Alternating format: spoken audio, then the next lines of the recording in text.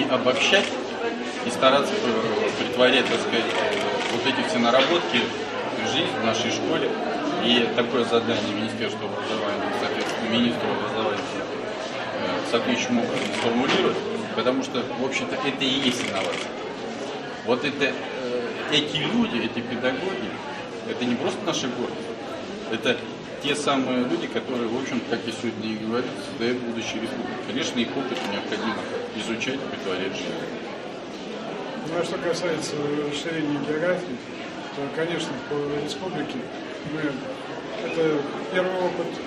Мы специально взяли 7 городов, чтобы организационные проблемы не смогли нас просто зажать и сделать слишком неподеланными. Сейчас следующий этап – это привлечение сельских школ, обязательно детских районов. Ну и в дальнейшем мы будем вместе с Вячеславом Михайловичем будем расширять, потому что в одиночку ни бизнес это не может сделать, но и без помощи государства, помощи правительства и республики это невозможно.